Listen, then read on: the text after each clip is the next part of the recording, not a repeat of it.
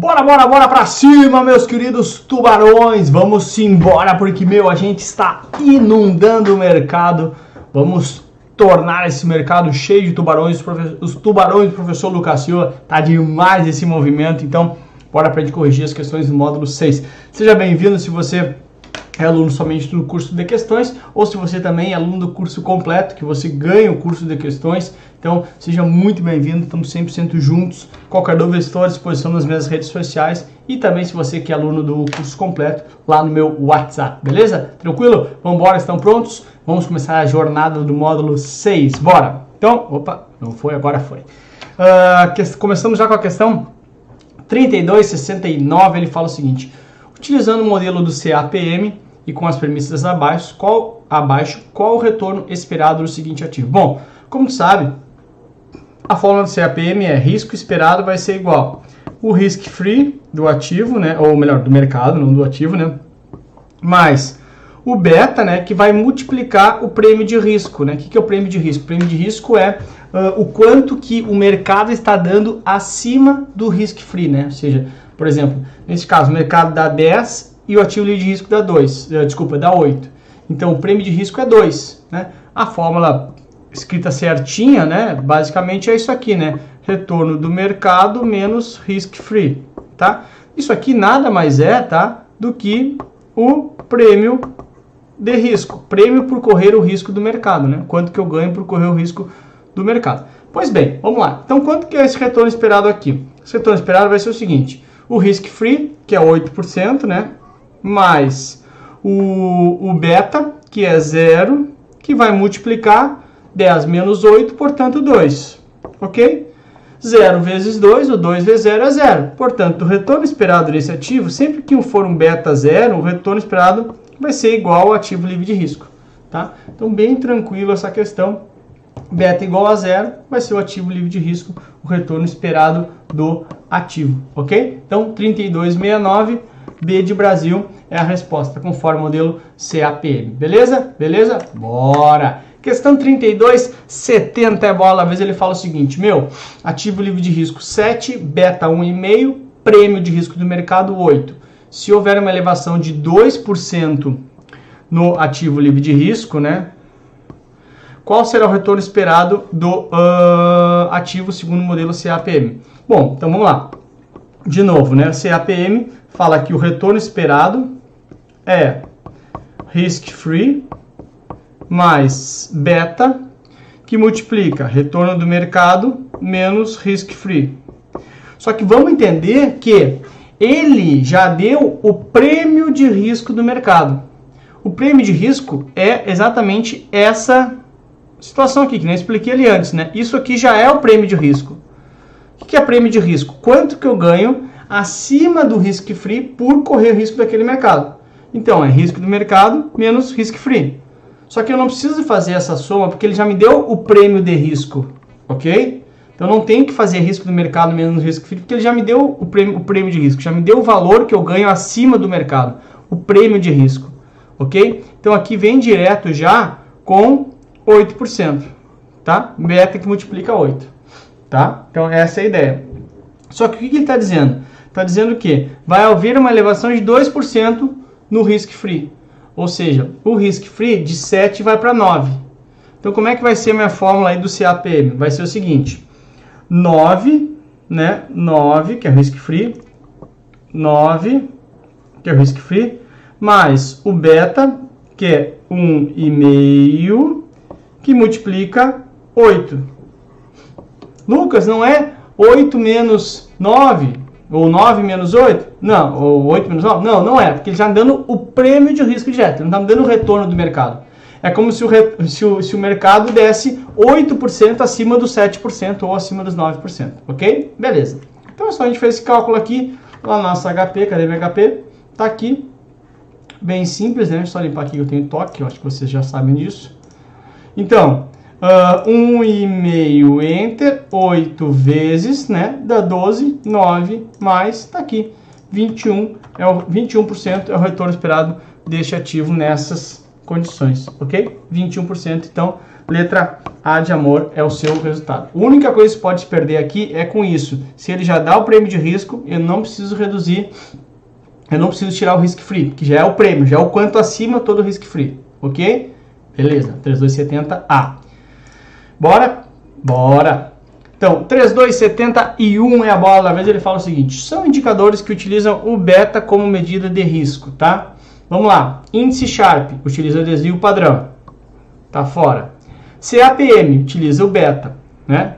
CAPM é beta multiplicando o prêmio de risco. Índice Trainer utiliza o beta, o Trainer está pegando a beta. Então, essa aqui é a nossa resposta, se não houver nenhuma outra certa, né? Claro que não. CAPM utiliza beta, Sharpe utiliza desvio padrão. D, índice Trainer utiliza beta e risco não sistemático. O beta é o risco sistemático e não o risco não sistemático. Ele não mede risco específico, ele mede em relação ao mercado todo, ao sistema, tá bom? Portanto, letra B de Brasil é a resposta a 3271. Bora? Claro! 3272 é a bola da vez, ele fala o seguinte, o limite é bom, né? O limite máximo de concentração por emissor de cada ativo nos fundos de investimento tem como objetivo reduzir qual risco? Olha só, um fundo de investimento, ele tem limite máximo de emissor, tá? Limite máximo de concentração por emissor, ou seja, quanto que eu posso concentrar do meu dinheiro total em ativos de um mesmo emissor. Por que isso? Porque isso é para evitar o risco do meu fundo. Se esse emissor for uma instituição financeira, o limite é de 20%, porque a instituição financeira tem regulamentação mais forte. Se este emissor for uma instituição não financeira, ou seja, Gerdau, Vale, etc., o limite de concentração é de 10%. Isso é... O que isso quer dizer? Quer dizer o seguinte, se o meu fundo está lá, respeitando os limites de concentração, uma instituição financeira quebra, a perda máxima que eu vou ter em ativos de crédito dessa instituição é de 20%, no máximo. Ok? Porque tem um limite máximo de concentração. Isso é para quê? Justamente para diminuir, reduzir o risco de crédito, tá? Porque aí eu não concentro tudo no emissor só. É a questão da diversificação, né? Então eu faço o quê? Eu estou emprestando para várias pessoas. Estou diversificando minha carteira de crédito, tá? 3272, portanto, letra D de dado. Beleza? Beleza, maravilha. Questão 3273 é a bola da vez, ele fala o seguinte, com relação ao Value at Risk, VAR, Value at Risk quer dizer valor em risco, ou seja, é a perda máxima que um fundo pode ter. Vai me dizer o percentual, a perda máxima com limite, com um determinado nível de confiança de um fundo. Então, de baixo para cima, de dado, significa o quanto o investidor terá de retorno a partir de um determinado valor. Não, olha só, value at risk, valor em risco, não de retorno, tá? Fora. Significa a média histórica de oscilação de um ativo? Não, é a perda máxima, valor que está em risco. B, significa o retorno máximo? Também não, está fora, portanto a gente fica com a letra A de amor. Significa a perda máxima que o investidor pode ter com determinado nível de confiança. Ele vai dizer, olha só, Lucas, o VAR desse fundo é de 3% ao dia, com confiança de 95%. Ou seja, em 95% dos casos, o máximo que vai acontecer é a perda de 3% ao dia ou ao mês, como queiram, tá? Então, letra A da 3273. 3274, ele fala o seguinte, considerando a amostra abaixo, 6, 8, 4, 5, 7, 3, 4, qual é a média, o desvio padrão e a moda, respectivamente? Bom, média e desvio padrão a gente vai ter que calcular, moda já dá para saber, né? Moda é o que está na moda, o que mais aparece. Quem é o número que mais aparece aqui? 4 e 4. Então a gente já sabe que a resposta vai estar aqui por baixo, né? Ou a C ou a D. Mas, vamos lá calcular. Então, moda é o número que mais aparece, cara que mais repete, está na moda. Vamos lá calcular? Bora! Então, é o 6, é o 8, é o 4, é o 5, é o 7, é o 3 e é o 4. 1, 2, 3, 4, 5, 1, 2, 3, 4, 5, 6, 7. É isso? 1, 2, 3, 4, 5, 6, 7. Isso aí. Vamos lá? Bora! Tomar uma? Não, vamos resolver. Depois a gente toma uma. Bora! Então, como é que a gente bota isso para dentro do HP? Usando soma mais. 6 soma mais Lucas, que é aqueles 5 ali? Putz, meu, eu não limpei HP antes. Porque ao botar no Soma Mais, é uma gavetinha chamada Soma Mais. Eu vou guardando tudo lá. E a HP acabou de me informar, Lucas, nessa gaveta tem 5 caras. Então eu tenho que limpar. F aqui, ó, tá? Para limpar. F Soma Mais limpa, F financeiro e registro. Eu gosto de fazer...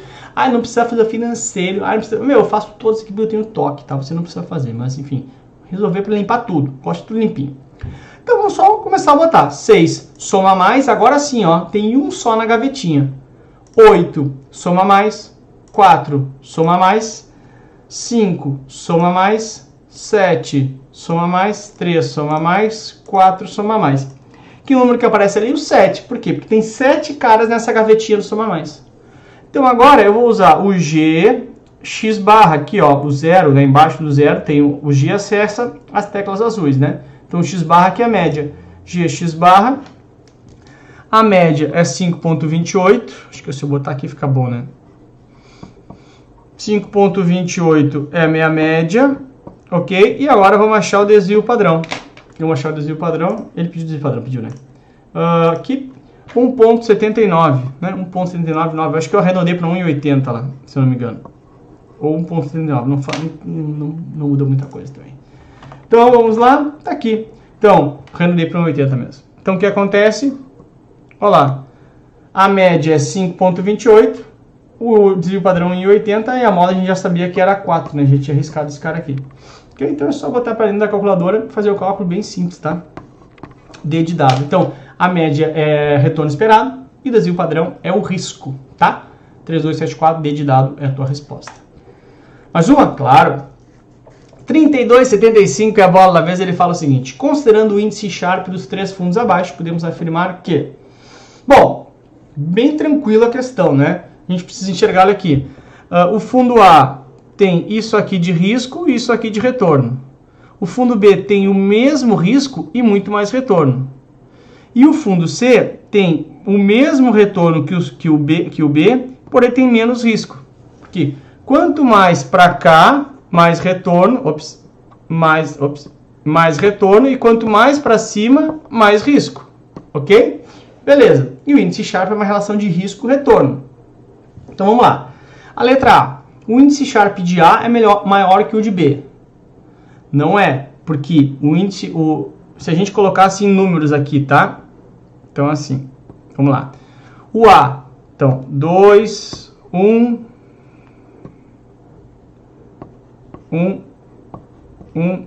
2 de retorno, tá? O A me dá 2 de risco para 1 de retorno. E o B me dá 2 com o mesmo 2 de risco, o B me entrega 2 de retorno. Então, o B tem um índice Sharpe melhor. Tá fora. O B fala, o índice Sharpe de B é melhor que o de C. É errado também, porque o B me entrega 2 de risco, com 2 de retorno, e o C me entrega 2 de retorno somente com 1 de risco. Tá errado. É possível determinar sim, e sobra a letra D de dado. O índice Sharpe de C é melhor que o de B. Por quê?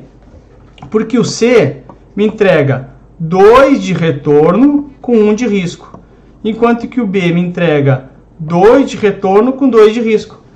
E claro, o índice Sharpe é retorno sobre risco. Então, o índice Sharpe de C é maior que o de B, naturalmente, tá? 3275, portanto, D de dado é a sua resposta, beleza? Bora! 3276, ele fala o seguinte: quando comparado ao ativo livre de risco, o spread de crédito é uma medida que... O que é isso? Vamos pensar juntos aqui. Olha só. Vamos supor que você vai emprestar dinheiro para mim, para o Lucas, tá? Para o Lucas. E vamos supor que hoje a Selic, que é a taxa livre de risco, tá? A Selic esteja em 6%, tá? A Selic, como você sabe, é a taxa livre de risco. Aí, na primeira opção que eu estou fazendo, assim, meu amigo, querido tubarão, me empresta dinheiro? Aí você vai falar, sim, Lucas, te empresto. Quanto é que você vai me pagar? 6% ao ano. Assim, Lucas, não, né, cara, porque eu empresto para o governo a 6% ao ano, sem risco nenhum. Então, a taxa livre de risco é 6%, então eu não vou te emprestar 6%. É óbvio. Então, você tem que me dar algo a mais, um prêmio de risco, prêmio por correr o risco. Então, beleza. Então, te faço uma outra oferta. Eu te pago 6% mais 3%, ou seja, 9%. Sim. Agora eu te empresto, porque o que é esses 3%? Isso aqui é o prêmio de risco. É o prêmio que você vai ganhar por correr o risco de emprestar para mim. 3%. Mas, vale a pena. Consegue enxergar? Esse prêmio de risco se chama de spread de crédito. É o quanto você vai colocar de spread para aceitar emprestar para mim. Então, ele representa o que essa medida? Representa, cadê, ó, a probabilidade de inadimplência do emissor do título. Porque se tu achar que eu tenho mais chances de dar calote, tu não vai pedir 3% aqui. Tu vai pedir quanto aqui? Lucas, para prestar para ti? Só por 6% mais 10%. E assim vai, se chama spread de crédito. Ou seja, quanto pede de spread é a diferença, tá? Então, a diferença de crédito, ou seja, quanto você pede a mais para emprestar para mim, chama de prêmio de risco, tá? Não é o risco total, que o risco total estaria em 16%, ok? Não é a oscilação de um ativo também, e sempre será uma taxa positiva e não negativa, tá? Então, é taxa livre de risco mais alguma coisa, senão eu empresto por taxa livre de risco. Entenderam? B de Brasil é a resposta para você. Vamos andando? Bora! 3277, ele fala o seguinte: seu cliente deseja comprar algumas ações para ter resultado semelhante ao do índice Bovespa. Você indica que ele compre ações com beta. Lembra do beta? Beta é o seguinte: quando eu tenho beta igual a 1, é que a ação vai andar igual, ou seja, tem um desempenho igual ao índice. Se eu tenho beta inferior a 1, é que a ação vai oscila menos que o índice. Se eu tenho beta maior que 1, quer dizer que a ação oscila mais que o índice. E eu quero que é um desempenho igual, semelhante. Portanto, ele tem que comprar ativos com um beta igual a 1. Se for igual a 0, ele vai ter o ativo livre de risco, não faz sentido. Se for superior a 1, ele vai ter mais oscilação. Se for inferior, ele vai ter menos oscilação. Ok?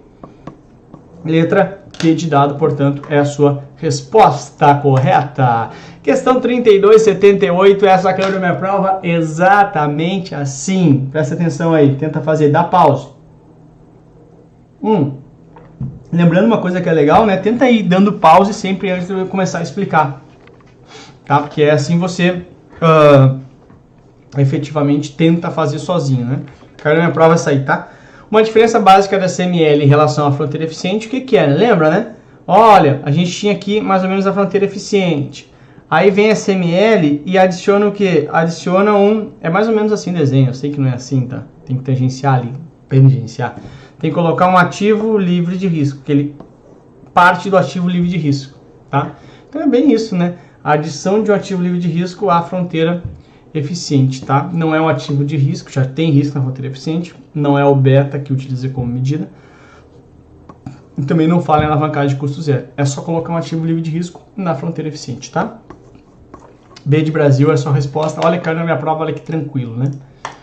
3279, a bola da vez, ele fala o seguinte: em um plano de previdência privada, durante o período de diferimento, e olha que louco, na minha prova caiu perguntando o que é o período de diferimento. O período de diferimento é o período que eu estou pagando o meu plano, tá? Estou diferindo para no futuro resgatar. Então, durante o período de diferimento, o participante corre o risco de crédito de quem? Olha, eu estou dando dinheiro para quem? Para uma seguradora. Se ela quebrar, efetivamente, eu perdi o meu dinheiro, tá? Então, sempre digo, plano de previdência, você tem que escolher um plano que... não tem FGC, né? Você tem que escolher seguradoras confiáveis, tá? Não é do custodiante, nem do gestor, nem da agência de rating, tá? FIE é Fundo de Investimento Fundo de Investimento especialmente constituído, tá? Então, cara, tem o risco de plano da seguradora, tá? Letra A de amor para você. Bora. 3280 é a bola da vez, ele fala o seguinte: seu cliente fez uma aplicação em CDB e o banco sofreu liquidação. Que tipo de risco será observado principalmente? Se o banco estava aqui funcionando, tá? E o banco quebrou, que é isso? Risco de calote, risco de crédito, obviamente, tá? Então, não é de mercado, nem de liquidez, nem legal. É risco de crédito e ele é coberto pelo FGC de até R$250 mil nossa cobertura ordinária. Até 250 mil tem a cobertura do FGC. Letra D de dado é a sua resposta. Bora? Bora! Questão 3281, ele fala assim: o risco de liquidez presente em um título refere-se a... liquidez, eu sempre brinco o seguinte, falta de liquidez, ou seja, o mercado está seco. Ou seja, eu olho para o mercado, tento vender e não tem ninguém. Então, se eu tenho uma casa que vale 10 milhões, ganhei da minha avó de herança, eu sempre brinco com isso, é mentira, tá? Minha avó não morreu ainda. Então, o que acontece? Ganha essa casa, vale 10 milhões, nossa, eu estou muito rico, vai ser difícil, porque ele não tem uma liquidez alta por ser imóvel, ainda mais por ser 10 milhões que não é imóvel barato. Então, o risco de liquidez é isso, é a dificuldade de vender um ativo por seu preço justo, porque não tem liquidez, o mercado está seco, não tem compradores, tá? Então, a letra A. Por que não é a B? A B, oscilações naturais do preço, isso é risco de mercado, tá? Não pagamento das obrigações por parte do emissor é risco de crédito. Excesso de recursos em determinado mercado é justamente ao contrário, né? Então, é quando tem excesso de liquidez, tá bom? Portanto, letra A para você da questão 3281. Bora lá? 3282, caiu na prova exatamente assim também. Ele fala o seguinte: na fronteira eficiente de Markowitz, eficiente, ou seja, vão estar as carteiras mais eficientes. Então, de baixo para cima. Letra D de dado. Estão os ativos livres de riscos combinado com uma parte do Ibovespa. Não, isso, o ativo livre de risco foi adicionado com a CML, Capital Market Line, né? E não na fronteira eficiente. Estão as carteiras com os menores riscos de mercado. Não, é justamente o seguinte, a fronteira eficiente é uma ideia de que, de acordo com a sua característica de risco, você vai indo mais para a direita ou mais para a esquerda. Você que vai escolher, né? Não tem os menores riscos, né? Estão as carteiras com os melhores retornos do mercado? Também não, porque tudo é uma relação de risco e de retorno, tá? Agora sim. Estão as carteiras com as melhores relações de risco e de retorno. Perfeito, essa é a definição perfeita, porque na prática não é que vai estar as melhores carteiras com os melhores retornos, porque não tem como ter melhor retorno se tem o risco apropriado, né? Então, A de amor é a sua resposta. Bora? Bora! 3283. Seu cliente possui 4 produtos pré-fixados na carteira conforme os prazos abaixo. O 1 de 70 dias, o 2 de 120, 3 de 250 e o 4 de 350 dias. Qual dos 4 ativos seria mais afetado em uma alteração de juros? Bom, é a ideia da duration, né? Quanto maior a duration, maior o risco. Isso significa mais oscilação. Um título com 350 dias vai oscilar muito mais do que um com 70 dias. Por quê? Porque se tu tiver que vender ele, e ele é marcado a mercado, né? Ele vai sofrer mais porque tem que ficar mais 350 dias ainda com aquele título que pode eventualmente ser ruim. Ou ser bom, né? Vai oscilar. Então, na prática, ele oscila mais. Por quê? Porque tem mais duration. Quanto maior a duration, maior a oscilação. Quanto maior a oscilação, maior o risco.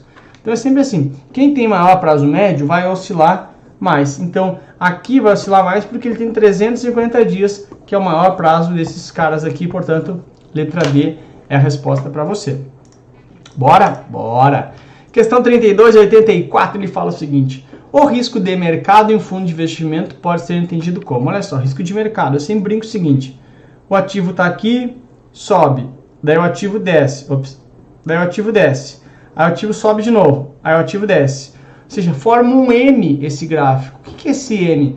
Esse M é justamente a questão da oscilação natural do preço dos ativos.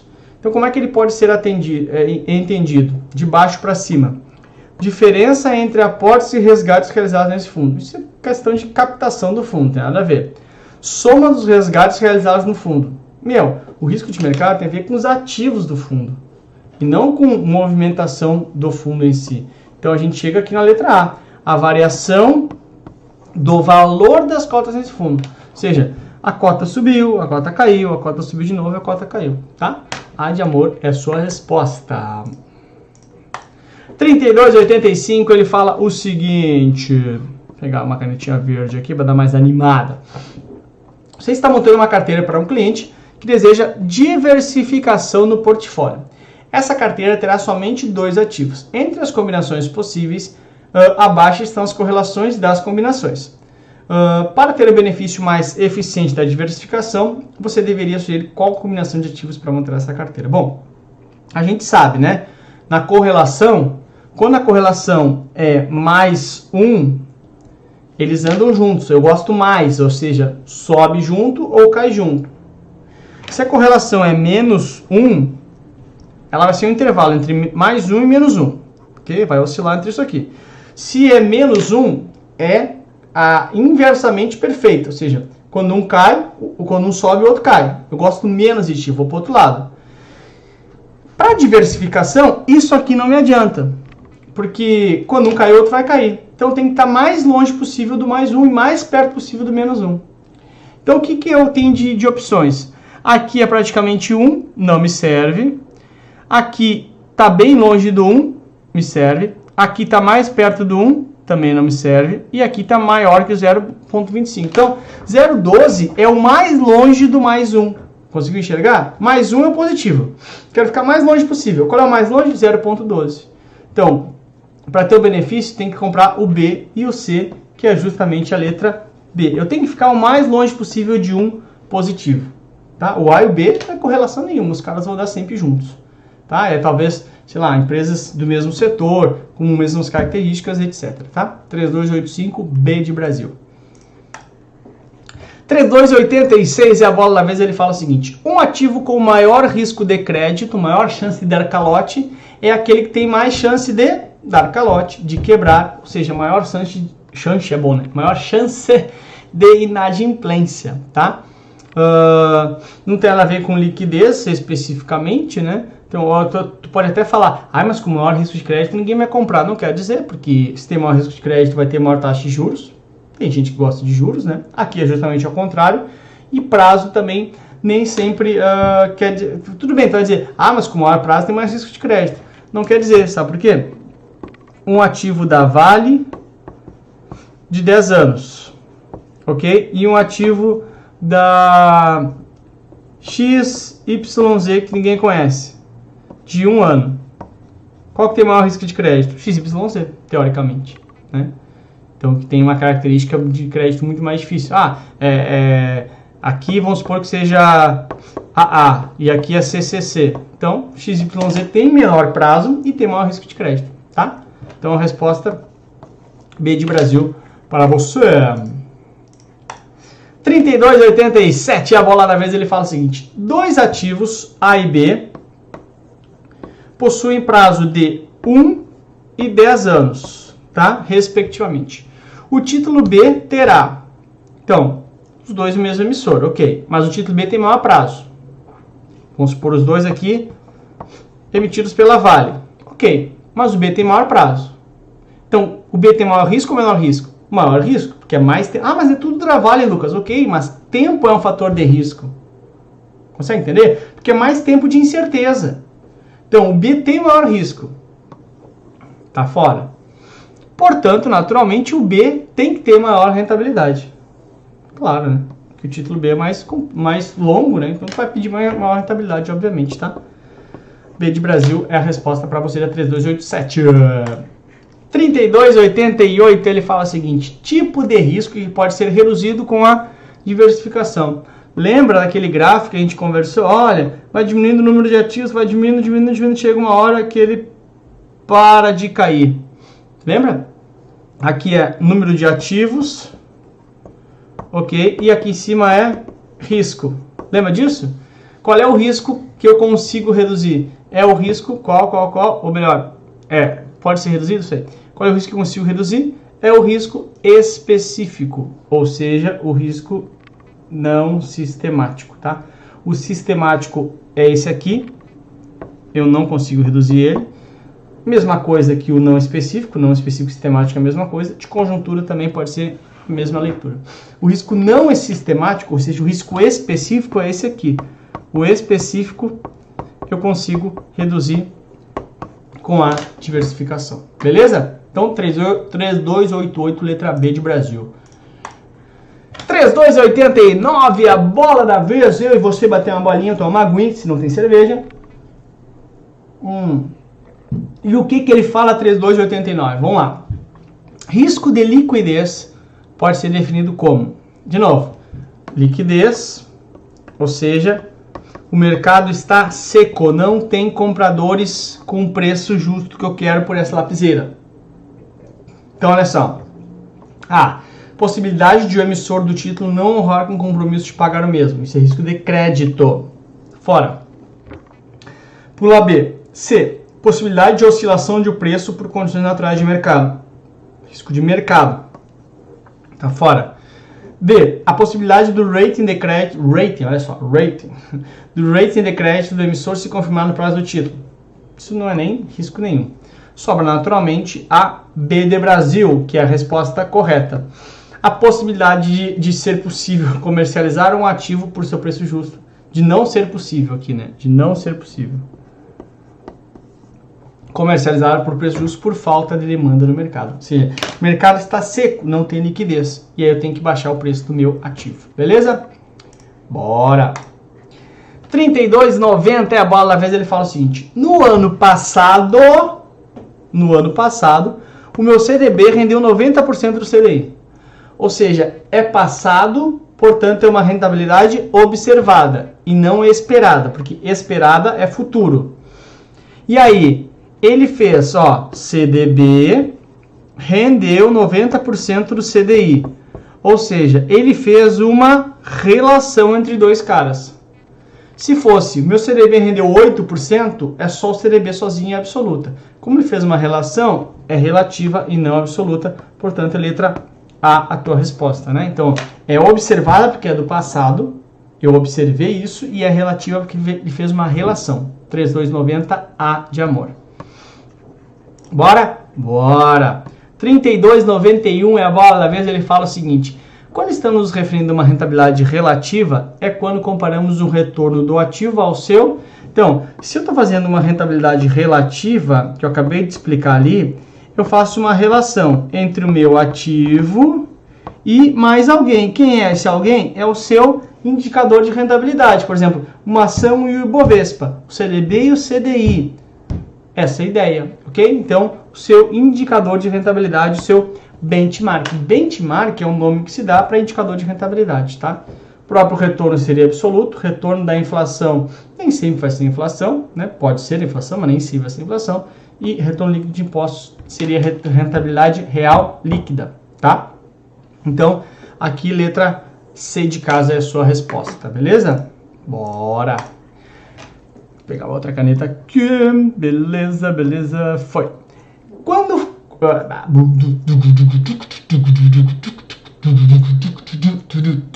Quanto maior for o número de interessados em comprar um determinado ativo, maior será a sua. Então vamos lá, tem um ativo aqui, ok? Tem uma galera querendo comprar esse ativo. Quando não tem, o mercado está seco. Quando tem, o mercado está molhado, mais ou menos, então está líquido, portanto maior a sua liquidez. É tipo, Gol, os caras falam do carro Gol, né? Gol tem alta liquidez, vende toda hora. Essa é a ideia, tá? Então, quanto maior interessados, maior possibilidade de perdas, não faz sentido, né? Teria maior possibilidade de perdas se não tiver interessado, se tem que ir baixando o preço, tipo, é vender uma areia, né? Oscilação também não tem garantia disso, e correlação teria que ter outro ativo para brincar com ele, tá? Então, letra A é a sua resposta, 32,92. Bora? Bora! 32,93 é a bola da vez. Ele fala o seguinte: quanto maior o risco em uma aplicação financeira? Isso aqui é só a gente lembrar, né, de Markowitz. Ele fala o seguinte: os caras só aceitam mais risco se tiver mais retorno. Então, maior será o retorno exigido deste ativo, letra D. É isso, fechou? Não, claro que não, a gente não faz uma correção assim, isso te vira. A gente vê todos os itens. Letra A, menor será o retorno exigido? Claro que não. Menor será a oscilação do ativo? Não tem nem como garantir que menor nem maior, tudo depende. E maior será o número de compradores? Também não quer dizer, depende de como é que está o apetite de risco do mercado, tá bom? B de dado a sua resposta, matamos as 4 alternativas, porque aqui a gente explica no detalhe, para você ficar craque, para você virar tubarão. Bora? Bora! 32,94 é a bola da vez. Ele fala o seguinte: quando se tem dificuldade em comercializar um ativo pelo seu preço justo, por falta de compradores, ou seja, o mercado está seco. Se está seco, é que não tem liquidez. Simples assim. Risco de liquidez. Risco de mercado não é porque risco de mercado é oscilação. Lembra que forma um M, né? Oscilação de preço do ativo. Risco de crédito com C de calote, ou seja, dar calote a alguém quando alguém não honra o pagamento. E risco operacional é perdas decorrentes da operação. Fraude, por exemplo, erros humanos, tá bom? Então, resposta correta, letra B de Brasil da sua resposta. Deixa eu arriscar esse para não te confundir aqui, tá bom? B de Brasil da 3294. Bora mais uma? Claro! Deixa eu pegar uma outra caneta aqui. Vermelho, faz tempo que eu não uso vermelho, não é verdade? No time de combinação. Vamos lá. Questão 32,95. Com relação ao risco de mercado. Risco de mercado. Assinar a alternativa correta. Ó. Sobe o ativo, cai o ativo. Sobe o ativo, cai o ativo. Forma um M. Oscilação dos preços, tá? Então, letra A já matou aqui. Até o vermelho que fazia um A, um coração de amor. Refere-se às oscilações dos ativos presentes em uma carteira por condições naturais do mercado. B. Refere-se à possibilidade de não pagamento. Isso é risco de crédito. C. Refere-se à impossibilidade de vender um ativo por preço justo. Não tem compradores. Isso é risco de liquidez. O mercado está seco. Pode ser reduzido a zero com a diversificação. Nunca. Porque tem risco sistemático que eu não consigo reduzir com a diversificação. Lembra do gráfico aquele? Sistemático eu não consigo reduzir. Então está fora, tá? Então, A de amor da 3295. Bora? Bora! 32,96 é a questão de agora. Ele fala o seguinte: a diversificação dos ativos é uma estratégia importante para mitigação, ou seja, redução dos riscos, tá? Qual é o tipo de risco que não pode ser reduzido mesmo com a diversificação? Aquele gráficozinho, né? Que aqui é risco, aqui é o número de ativos, de ações, né? Que quanto mais eu pego o número de ações, vai diminuindo o risco. Chega uma hora que eu não consigo mais reduzir. Por quê? Porque esse aqui é o risco do sistema, é o risco sistemático. Ou seja, a chance de dar um impeachment no governo afeta todas as ações, para cima ou para baixo. Então, o risco que eu não consigo reduzir é o risco sistemático. O específico eu reduzo com a diversificação. O não sistemático é igual ao específico, não é o sistemático, é o específico. E o operacional eu consigo reduzir com a diversificação, ok? Então, resposta B de Brasil. O que eu consigo reduzir com a diversificação? Não sistemático, ou o específico. O que eu não consigo reduzir? O risco sistemático, beleza? 3296, B de Brasil. Questão 32,97, ele fala o seguinte: técnica de alocação de ativos em diferentes ativos com o objetivo de reduzir o risco, ou seja, pegar o meu dinheiro e não colocar tudo um único ativo, colocar no A, colocar no B, colocar no C, colocar no D. Por quê? Porque se eventualmente o A vier a dar default, né, me dar prejuízo, me dar calote, eu não perco todo o meu dinheiro. Isso chama o quê? Diversificação, né? Aquilo que a avó do cara fala, não coloca todos os ovos numa cesta só, etc. Vale para o mercado financeiro. Benchmark não é. Benchmark é indicador de rentabilidade, quem eu quero seguir. Então, qual é o indicador de rentabilidade do fundo? É o CDI, é o Ibovespa, etc. Rentabilidade real é aquela após a inflação. E a alocação de riscos é justamente verificar onde que eu posso colocar mais ou menos risco, tá? Então, letra A de amor, diversificação é a sua resposta. Bora? Bora! Questão 32,98. Dois investimentos estão disponíveis para aplicação conforme abaixo. Título A, título B. O A tem rating, nota de crédito, triplo A. O B tem nota de crédito, triplo B. Ou seja, o triplo A é o cara lá em cima, risco soberano. Depois vira 2A, depois vira A, depois vira BBB. Ou seja, está caindo o risco de crédito desse cara, está piorando o risco de crédito. Então, o risco, o título A em relação ao título B, ele é mais arriscado ou menos arriscado? Menos arriscado, porque triplo A é o cara assim, esse cara não vai dar calote nunca.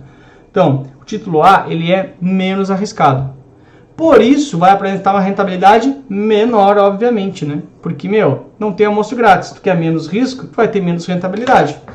Se não é assim, tá errado. Quem te oferece 10% ao mês sem risco, é golpe. Não tem como dar certo, tá? Então, lembrando como é que são aí, né? Começa em AAA, depois vem 2A, depois vem A, depois vem BBB, depois vem BB. E quanto mais desce para cá, mais é arriscado os títulos, tá? Essa é a ideia. Então, uma aguinha aqui. Beleza? Show, né? 32,99 é a bola da vez. Ele fala o seguinte: um determinado investidor comprou uma ação no valor de R$20, tá? No momento de vender, entre as várias ofertas de compra, ou seja, tem compradores aqui interessados, tá? Ou seja, o mercado não está seco, ou seja, não é liquidez. A melhor foi de 13. Qual foi o risco presente principalmente? Oscilou o preço por condições naturais. O mercado tem liquidez, então é risco de mercado. Não é risco de crédito, porque ações não têm risco de crédito, porque não é um empréstimo, você é sócio da empresa, e não é risco legal, não disse nada que teve de legislação, algo nesse sentido, beleza? Então, oscilações naturais do mercado, 3299, A de amor, é a sua resposta. Viramos o cronômetro para 3.300 já. Vambora, vamos junto. Ele fala o seguinte: um determinado investidor comprou uma ação pelo valor de R$20. Muito parecida a questão. No momento de vender, recebeu uma única oferta de compra, somente um comprador, ou seja, aí esse cara botou R$13. Observe que é muito igual na questão anterior, mas o que é a diferença? Na questão anterior, tinha mercado formador, tinha mercado interessado. Aqui, quando falar em poucas ofertas de compra ou uma única oferta de compra, é risco de liquidez. Porque por falta de liquidez eu vou ter que baixar meu preço, porque senão não acho interessados. Ok? Então, não é risco de mercado, por quê? Porque não está normal as condições de mercado, porque só tem um comprador. Não é risco de crédito, porque ações não têm risco de crédito, e não é legal também que não for nada de legislação. Ok? Então, quando falar poucos compradores ou uma única oferta de compra, é risco de liquidez. Beleza? Se disser que tem várias ofertas de compra, é risco de mercado. Tá? 3.300, C de casa é a sua resposta. Bora para mais uma? Bora! 3301 é a bola da vez. Ele fala o seguinte, olha lá. São riscos presentes nas aplicações. Vamos lá. Ações. Risco de mercado tem? Oscila? Tem. Crédito? Não. Ações não tem risco de crédito porque não é um empréstimo. Risco de crédito é chance de dar calote. Você é sócio da empresa, então não tem risco de crédito. Tá fora. Ações. Mercado e liquidez. Tá ótimo, porque mercado é a oscilação do preço da ação e liquidez eu não consegui vender minha ação. CDB. Mercado e crédito. Tá errado, porque CDB, além de oscilar o preço e além de eu poder ter chance de calote, também tem a questão da liquidez, que eu precisar vender antes do prazo, tem que ter interessados em comprar. Tá fora. Aqui também tá fora, que ações falam em crédito e sobra naturalmente a D. Ações, risco de mercado, que é oscilar, e risco de liquidez, não conseguir vender. CDB, mercado, que oscila o preço, oscila, ok? Risco de crédito, que é a instituição falir, por isso tem o FGC. E risco de liquidez, que é a chance, se eu quiser vender antes, não ter interessados nesse meu CDB, tá? Então, CDB tem os 3 riscos e ações tem só os 2 riscos. Letra D de dado é a sua resposta. Bora? Bora! 3302 é a bola da vez. Ele fala o seguinte: sempre que um investimento apresentar uma maior volatilidade, volatilidade é o mesmo que oscilação. Oscilação e volatilidade é o mesmo que risco. Então, se ele vai apresentar um maior risco, tem que apresentar maior retorno também. Então, vai apresentar maior risco e maior rentabilidade, obviamente, tá? Os outros são bobagens, porque ele fala... Então, volatilidade é igual a oscilação. Oscilação é igual a risco. Se tem mais risco, que é igual a desvio padrão, tem que ter mais juros, mais retorno. Senão, você não compra aquele ativo, obviamente, tá? B de Brasil aí para você. Questão 3303 é a bola da vez. Ele fala o seguinte: você está aconselhando um cliente seu na montagem de carteira de ações. Você aconselha o mesmo a diversificar o valor da carteira em várias ações. Esse aconselhamento tem como objetivo o quê?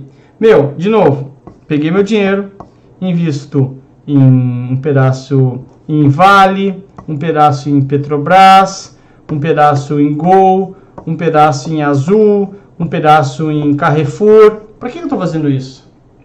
Para diminuir o risco. Porque se der problema aqui numa delas, as outras seguram a bronca. Tá? Então, diminuir o risco da carteira letra D de dado. Tá? Então, letra A, aumentar o retorno. Não tem como diminuir o risco e aumentar o retorno. Diminuir o retorno? Ah, Lucas, sim, não. Ok, pode até ser que diminua o retorno, mas a ideia da diversificação é proteger, não diminuir o retorno, senão ninguém faria. Claro que uma coisa anda junto com a outra. E nem aumentar o risco, tá? Então, tu diversifica para reduzir o risco da carteira. É gestão de risco na veia, tá? Então, D de dado é a sua resposta 3303. Bora? Bora. 3304, ele fala o seguinte. Se compararmos uma aplicação, deixa eu ligar aqui que tá frio, aliás, tá calor. Deu. Se compararmos uma aplicação em um título privado, né, LCI ou CDB, em relação à aplicação em título público, o título privado deveria ter uma rentabilidade maior. Óbvio, né? Porque, o governo, título público federal, se diz que é o risk free. Então, todos os outros têm mais chance de quebrar que ele, teoricamente. Então, deveria ter mais juros. Deveria ser assim se o mercado fosse eficiente. Mas é o Brasil, né? Tudo diferente. Mas ok. Então, esse título privado deveria ter uma rentabilidade maior em função do quê? E só tem maior risco por quê? Desculpa, só tem maior rentabilidade porque tem maior risco. Risco de quê? Risco de crédito presente no título privado, claro, né? Então tem maior risco de crédito, letra B aqui. Maior risco de crédito presente no título privado. Não tem nada a ver com possibilidade de ter lucro ou não. Às vezes pode ter lucro, mas pode quebrar, por exemplo, se tiver dívidas, tá? Maior risco de crédito presente no título público, não. E também não tem menor no título privado. Então, o privado tem que pagar mais porque ele tem maior risco, obviamente, tá? 3304B de Brasil é a sua resposta. 3305, ele fala o seguinte, olha lá. Seu cliente está montando uma carteira 100% composta com ações. Nesse caso, você explica para ele que essa carteira possui os seguintes riscos, com exceção dele. Tem risco de liquidez? Sim, porque ele pode querer vender as ações e não ter interessados. Tem risco de mercado? Óbvio, né? Óbvio porque oscila o preço de uma ação. Tem risco de crédito? Não tem risco de crédito. Por quê? Porque numa ação, você é sócio da empresa. Você pode comprar uma ação e sair na rua dizendo, eu tenho uma empresa, eu sou dono da Azul, eu sou dono da Gol, eu sou dono do Itaú. Sim, você pode dizer, você é dono, é verdade. Então, você não emprestou dinheiro para a empresa, você comprou participação da empresa. Portanto, a empresa não deve dinheiro para você, portanto, não tem risco de crédito. Tá? E o risco sistemático também é aquele que não tem como diversificar, vai existir, tá? Então, ele quer saber a exceção, lembrando, né? Você não tem como se livrar, melhor dizendo, você não vai ter o risco de crédito porque não tem ações, beleza? Bora! 3306. Quanto maior for o prazo de um título, ou seja, quanto maior for a duration de um título, maior é o risco desse título. Você sabe isso de cor já, tá? Então, de baixo para cima. Menor é duration? Não. Maior é duration. Menor é a sua oscilação? Não. Quanto maior a duration, maior o risco, maior a oscilação. Fora.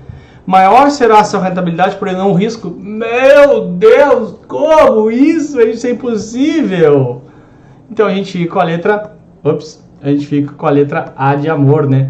Maior será o seu risco e também a sua rentabilidade esperada. Beleza? Beleza. 3307, a bola da vez, ele fala o seguinte. Seu cliente fez uma aplicação em um CDB, emprestou dinheiro para um banco, portanto. Sobre o risco nessa aplicação, você explica aqui. Letra A. O mesmo não corre risco de crédito da instituição emissora, pois o título está coberto pelo FGC. Depende, porque a questão não te trouxe o valor. Se fosse valor de 1 milhão, ele não está totalmente coberto pelo FGC, porque tem limite. Então, está fora. O mesmo não corre risco de liquidez, já que possui o resgate diário. Depende, porque o banco ele precisa ter um comprador para você. Claro, às vezes tem bancos que dão liquidez diária, tem outros que não dão. Então não é uma característica geral do produto. Tem CDB que não tem liquidez diária. O mesmo não corre risco de mercado se for um título pré-fixado. Bobagem. Porque se ele resgatar antes, ele vai a mercado e pode efetivamente até perder dinheiro, que nem a gente já viu lá no módulo do CDB. Tá fora. Então sobra naturalmente a letra D. O mesmo não corre risco de crédito até 250 mil. Aí sim, se diz que não tem risco de crédito até a cobertura do fundo garantidor de crédito, tá? Acima disso passa a existir. Então o risco de crédito só existe a partir dos 250 mil. 3307D. Bora? Bora! 3308, a bola da vez, ele fala o seguinte: seu cliente fez uma aplicação em um imóvel. Eu adoro desenhar casa. Apesar de ser ruim de desenho, tá aí, minha casa tá legal, né? E decide vender alguns anos depois. O valor de compra foi de 3 milhões, ok? Na hora da venda recebe uma única oferta no valor de 800 mil. Ou seja, somente um comprador. Quando tem uma única oferta ou quando não tem compradores, é que o mercado está seco. Ou seja, está sem liquidez, que é a letra C. É o risco presente disso aqui, tá bom? Mercado seria se tivesse vários compradores, mesmo assim caiu. Crédito não é porque ele não tomou calote em ninguém e nem legal, não deixou de cumprir legislação alguma, tá? C de casa é a resposta 3308.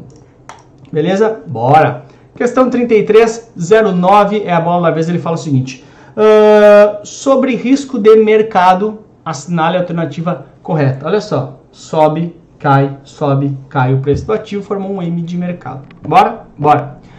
De baixo para cima, é coberto pelo FGC, Fundo Garantidor de Crédito. Ele honra o risco de crédito e não de mercado, obviamente. C, é menor nos títulos com prazos maiores. Quanto maior o prazo, maior o risco, e não ao contrário. Fora. Não está presente nos títulos pré-fixados. Claro que está, inclusive se tu for resgatar. Primeiro que ele oscila, né? Segundo que se você for resgatar antes do prazo, você pode até ter perda do seu principal. Tá fora. Letra A. É impossível fazer com que o mesmo seja igual a zero. Por quê? Porque dentro do risco de mercado tem o risco sistemático. E esse risco sistemático a gente não consegue diversificar ele. Lembra dele? Não consegue diversificar. Beleza? Então, 3309 aí, letra A de amor. Amor, fica comigo, dá caô. Vê se me entende por... Essa é antiga, né? Boa. Bora. 3310 é a questão de agora. Ele fala o seguinte: uma correlação mais 1 significa que... Bom, a correlação, ela é assim... deixa eu ver. Ela pode chegar... Ela é um intervalo entre mais 1 e menos 1. E também pode aparecer, às vezes, a correlação 0 na tua prova, tá? Quando a correlação é mais 1, significa que eu gosto mais de você. Ou seja, os ativos se movimentam na mesma direção. Quando um sobe, o outro sobe. Se a correlação é menos 1, eu gosto menos de você. Portanto, quando um ativo sobe, o outro cai. Vão em direções opostas. O cara chega aqui, eu vou para o outro lado. Se a correlação é 0, tô nem aí. O cara chega aqui, eu continuo aqui. Se o cara vai embora, eu continuo aqui também. Então, um ativo sobe e o outro continua a sua vida normal. Não tem relação entre os dois, tá? Então, ele está perguntando, uma correlação mais 1, quer dizer que os ativos se movimentam para o mesmo sentido, né? Que é justamente a letra A de amor. Ok? Os ativos têm uma movimentação para o mesmo sentido. Fechou a próxima? Claro que não, porque aqui a gente explica tudo para você. D. Que é isso que eu sempre te peço, aliás, para entender as 4 alternativas. Tá? D. Os ativos que os ativos sempre têm uma movimentação de retornos positivos. Nada a ver, porque quer dizer que ele se move no mesmo sentido. Pode ser para baixo ou para cima, tá? Se fosse por isso, todo mundo ia comprar ativo com correlação mais 1. C. Que os ativos têm movimentações que não se explicam. Isso é correlação 0. E contrários, que é a B, correlação menos 1. Beleza? 3310, letra A de amor. Bora? Bora! 3311, a bola da vez, ele fala o seguinte: para que uma carteira tenha a vantagem da diversificação, o investidor deve comprar ativos com correlação mais perto possível de menos 1. Por quê? Porque e aí, o que é o menos 1? Menos 1 é quando se movimenta em direções contrárias. Lembra disso, né? Então, mais perto possível do menos 1. Menos 1 é utopia, não tem como, tá? Não existe. Mas mais perto possível disso, quer dizer que quando um cair, o outro vai segurar a bronca e vai subir. E aí eu vou reduzindo o prejuízo da minha carteira, tá? Mas não me adianta porque são movimentos iguais, os dois vão cair nesse momento. 0 não tem como garantir nada. E esse aqui, os ativos têm movimentação para sentidos contrários, não faz sentido nenhum, tá bom? Então, o que acontece na prática? Eu devo comprar ativos com correlação mais perto possível de -1, tá? Letra D de dado é a questão para você. Vamos embora? Claro. Questão 33, 12. Em uma distribuição normal, a probabilidade de que uma variável aleatória esteja no intervalo entre média mais um desvio ou média menos um desvio padrão é de que? Então, isso aqui é aquela parte meio chatinha, mas se a gente decorar uma vez, a gente não esquece, né? Se eu fizer mais ou menos um desvio padrão, se eu fizer mais ou menos 2 desvios padrões, se eu fizer mais ou menos 3 desvios padrões. Aí o que acontece? Aqui é 68%, aqui é 95% e aqui é 99% de probabilidade. Curva normal lá, lembra? Então, qual a chance de acontecer a média mais 2 desvios para cima ou 2 para baixo? 95%. Nesse caso, ele perguntou um desvio só. Portanto, está aqui. Subiu um desvio ou desceu um desvio, a probabilidade, conforme a curva normal, é 68%. 50 não teria, 99 é para 3 desvios e 95 são para 2 desvios, tá? Portanto, letra A de amor aí para você. Ok? Na minha prova caiu uma questão exatamente igual assim, a única diferença é que ele usava o preço da ação, né? Então, pegava lá, olha, pegava o preço da ação, quanto que oscila para baixo para cima, utilizando o desvio padrão que ele ia dar lá, tá? Eu vou corrigir isso numa questão para vocês. Na prova comentada, que vai ser para os alunos, tá? Bora, bora, foi! 33,13, a bola da vez, ele fala o seguinte: um fundo de investimento possui retorno médio de 5%. Então, média é de 5%. Desvio padrão de 3%. Foi exatamente assim a questão que caiu na minha prova, tá? Só que era em reais. Não muda quase nada, né? Qual a probabilidade de o retorno em um determinado mês estar entre -1 e 11? Então, vamos lá. Vou só botar aqui para cima. Média 5%. Cada desvio padrão é de 3%. Ok? Beleza. Tá? Então, vamos lá. Peguei a média. 5%.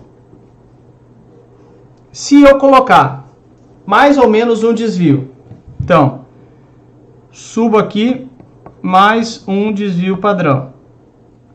Quanto que é cada desvio? 3. Então, eu cheguei em 8%. Eu tenho que também ir para o outro lado, né? Menos um desvio padrão. Quanto é cada desvio padrão? 3. Portanto, aqui eu caio em 2%. Só que eu ainda não cheguei no retorno que o cara quer. O cara quer de -1 até 11. Então, beleza. O que eu vou fazer? Subo mais um desvio padrão. Quanto que é cada desvio padrão? 3. Então, 8 mais 3, 11. Lembrando que cada desvio padrão é 3. E também tem que descer -1 aqui. -1 desvio padrão. Cada desvio padrão é 3. Estou em 2, menos 3, menos 1. Opa, já cheguei. Então, quantos desvios eu subi? 1, 2. E claro que eu desci 2 também. Ou seja, foi mais ou menos 2 desvios padrões. Aí agora a gente vai lá para aquela tabelinha. Mais ou menos um desvio padrão é 68%. Mais ou menos 2 desvios padrões é 95%. Mais ou menos 3 desvios padrões é 99%. Como eu subi 2, as chances são de 95%, tá? Então, tá aqui, letra B, 95% é a resposta para você. Só pegar mais ou menos um desvio, sobe 1, desce 1. Mais ou menos 2 desvios, sobe 1, sobe 2, desce 2. E assim vai, tá? 3313, B de Brasil é a resposta. Mais uma? Bora! Letra 3314 é a questão, ele fala o seguinte: é utilizado como indicador de risco país. Eu usei na aula isso, lembra? Eu falei assim, ó, é muito bom investir no Brasil. Ou seja, é muito bom investir no Brasil. IMBI Plus, tá? É o indicador de risco país, tá? Simples assim. Vem uma taxa. Quando fala, o risco do país está em 300 pontos. É o índice IMBI.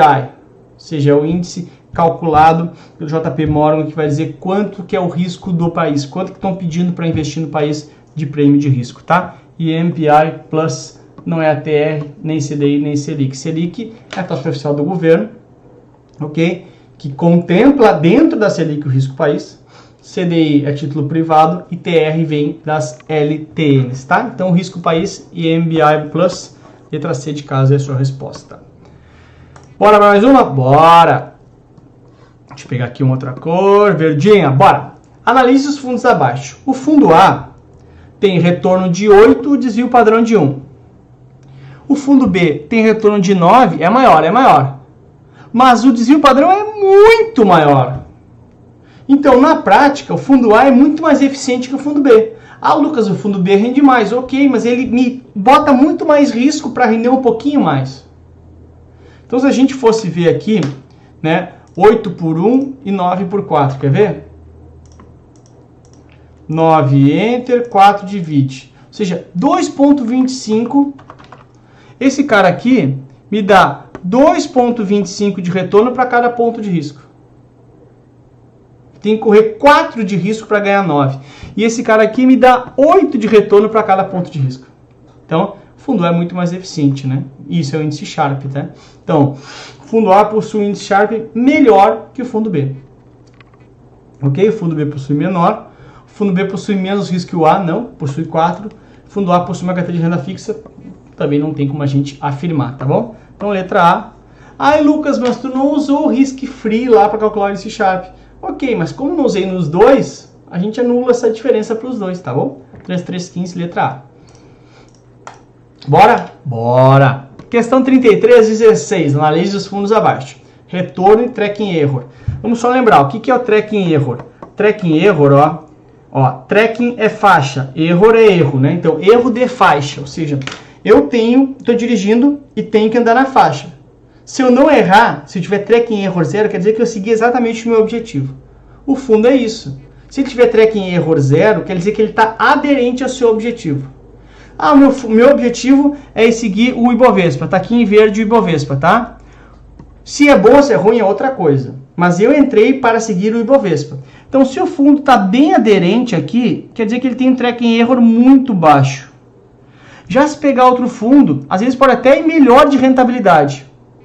Mas esse fundo rosa aqui, ele está indo bem melhor, tá vendo? De rentabilidade. Mas ele tem um tracking error alto. Por quê? Porque ele não está cumprindo com o seu objetivo. Mas, Lucas, é bom isso. Ok. Mas eu tô dizendo, o tracking error é uma medida só de uma coisa. Se está cumprindo com o objetivo. Se está conseguindo ir melhor, ok, é outra história. Mas ele não está cumprindo com o seu objetivo. Por que isso? Porque, tu entrou para seguir o Ibovespa. E poderia estar acontecendo aqui, ao contrário também. Está aqui mais embaixo ainda. Que não tem almoço grátis. Se ele está ganhando mais, ele está correndo mais risco. Tá? Então, olha só. O fundo A tem tracking error de 3, erra muito pouco. O fundo B erra muito mais. Então, o que acontece? O fundo B possui maior retorno? Possui. E maior aderência ao objetivo? Não. Porque ele erra 9% das vezes do seu objetivo. Então, ele não está aderente ao que ele se comprometeu. B. O fundo B possui menor retorno e maior aderência? Não. O fundo A possui maior retorno? Não. Agora tem que ser a D. O fundo A possui menor retorno, porém mais aderente ao objetivo. Tá perfeito. Aquilo que eu falei, tracking error é o quanto é aderente ao objetivo. Pode ser que tenha mais retorno, ou menos, mas ele está sendo aderente. Tá? Letra D de dado é a sua resposta, tá? Tá 3316. Bora. 3317, a bola da vez, ele fala o seguinte. Um determinado investidor possui uma carteira de investimentos com duration igual a 900. Deseja diminuir essa duration. Para tanto, deverá fazer o quê? Bom, então eu tenho aqui uma carteira com vários ativos. O prazo médio dessa carteira está em 900 dias. No mercado tem um monte de ativo para comprar. Para fazer com que diminua esse prazo médio aqui, eu tenho que botar aqui dentro pessoas mais novas. Então, eu tenho que botar ativos com prazo de 30 dias, por exemplo. É igual eu tenho um time de futebol. Qual é a idade média? 30 anos. Como é que eu faço para baixar a idade média? Contrato uma galera mais nova. Então é óbvio, eu tenho que comprar ativos com prazo inferior a 900 dias. Com isso eu diminuo a duration. O que é duration? Prazo médio do título. Simples assim, tá? Tem a ver com o risco. Se eu comprar maior que 900, vai aumentar a duration. E não tem a ver com defensivos, porque ele só falou em prazo, não falou em nada mais. Tá? 3317, C de casa é a sua resposta. Bora? Bora! Questão 3318, ele fala o seguinte: uma diferença entre o índice Treynor e o índice Sharpe é que, vamos lembrar, né? Índice Sharpe é igual retorno do fundo menos risk-free dividido por desvio padrão. Já o índice Treynor é retorno do ativo menos risk-free dividido pelo beta desse ativo. Então, olha só. O primeiro, vamos de baixo para cima. D de dado. O índice Treynor é sempre menor que o índice Sharpe. Não tem como a gente saber, né? Nada a ver. C. Os dois são índices de retorno em relação ao mesmo tipo de risco. Não, porque o índice Sharpe usa o desvio padrão, que é o total, e o índice Treynor é só o beta, que é o risco sistemático. Tá fora. O primeiro utiliza o beta. Desculpa. O primeiro utiliza o beta como medida de risco. Tá ótimo. E o segundo utiliza o desvio padrão. Tá ótimo. Essa aqui é a nossa resposta. Já a A está errada, porque a A diz que o índice Treynor utiliza o desvio padrão. Não. Quem utiliza o desvio padrão é o índice Sharpe, que a gente viu ali. Ok? Então, o índice Sharpe utiliza o desvio padrão e o índice Treynor utiliza a beta, tá? Ou o beta. Letra B de Brasil é a resposta para você. Bora mais uma? Bora! D de dado. 3319. Um investidor comprou uma debênture com cláusula de repactuação anual. Ou seja, anualmente vai se repactuar a taxa de juros. Na emissão, havia sido classificada por uma agência de rating como AAA. AAA, ou seja, risco soberano. Risk free. Na primeira repactuação, teve seu crédito rebaixado para AA. O que isso quer dizer? Significa que essa debênture ou esse emissor está mais arriscado. É de se esperar então que, letra A, ocorra a cobrança de imposto de renda? Não, porque ninguém falou em resgate nem pagamento de juros. O título sofre uma redução na taxa de juros? Não, se teve mais risco, tem que ter mais retorno também. Fora, também vai ocorrer uma alteração. Se ele tem essa cláusula, ele vai pagar por isso, então ele vai, vai sofrer uma alteração na taxa de juros. Se aqui ele pagava 6% ao ano, aqui, como ele tem mais risco, vai pagar 6,20, sei lá, estou inventando aqui, tá? Então vai ter que pagar maior taxa de juros, obviamente, tá bom? Então letra D de dado é a resposta para você. 3320, a bola da vez, ele fala o seguinte: ao comprar diversas ações por mesma carteira de investimentos, qual tipo de risco o investidor está reduzindo? Lembra, né? Aqui, ó, gráfico que a gente já falou algumas vezes. Ops, parece a fronteira eficiente. Vai, chega uma hora que não diminui mais. Aqui é o número de ativos e aqui é risco. Ok? Risco, número de ativos. Isso aqui, ó, é o risco sistemático, que eu não consigo reduzir. O que eu reduzi aqui? O risco não sistemático, ou o risco específico. Esse eu consigo reduzir. Ok? Então, eu estou reduzindo qual? O risco não sistemático, ou seja, o risco específico daqueles ativos. Risco de crédito não tem ações, risco sistemático eu não consigo reduzir, que é do sistema como um todo que afeta todas as ações, e risco soberano tem títulos do governo e não em ações, ok? Então, o que eu reduzo com a diversificação? O risco específico do ativo, o risco não sistemático, tá? C de casa para você. Questão 3321, ele fala o seguinte: com relação ao tracking error, analise a alternativa correta. Bom, tracking error, tu imagina o seguinte, ó, tracking é faixa, erro de faixa, ou seja, imagina aqui uma faixa, tá? E um carro aqui que está andando nessa faixa. Imagina que seja um carro, né? Eu sou péssimo em desenho, mas isso aqui é um carro, tá? Se o carro tiver, qual o objetivo do carro? Andar na faixa, andar na track, na faixa. Se tiver tracking error 0, significa que esse carro conseguiu andar sempre aqui nessa faixa direitinho dele, que é o objetivo.